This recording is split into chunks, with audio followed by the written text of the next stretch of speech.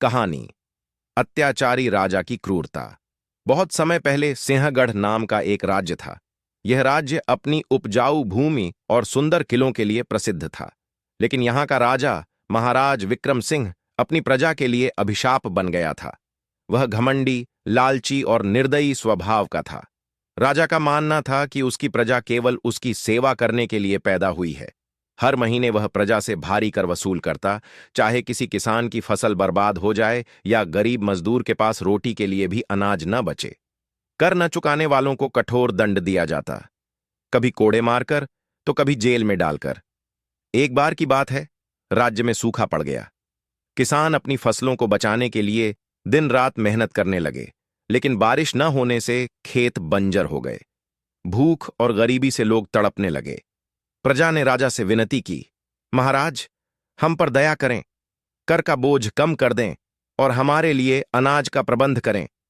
लेकिन विक्रम सिंह ने हंसते हुए कहा, तुम लोग मेरी प्रजा हो, मेरी संपत्ति हो। अगर मेहनत नहीं कर सकते तो मर जाओ, मुझे नए गुलाम मिल जाएंगे। उसकी यह बात सुनकर पूरे राज्य में आक्रोश फैल गया। लोग भूख से मरने लगे, बच्चों की चीखें महल तक पहुंचतीं, पर राजा पर कोई असर नहीं हुआ। उल्टा उसने और सख्त आदेश दिए कि कोई भी कर देने से बचेगा तो उसके घर को जला दिया जाएगा। धीरे धीरे लोगों के सब्र का बांध टूट गया। गांव-गांव में राजा के खिलाफ विद्रोह की आग जलने लगी। गरीब, किसान, मजदूर, यहां तक कि सिपाही भी, जिन्होंने कभी राजा की सेवा की थी, अब उसके अत्याचारों से परेशान होकर उसके खिलाफ खड़े हो गए। एक रात हजारों लोग मशालें लेकर महल के बाहर जमा हो गए।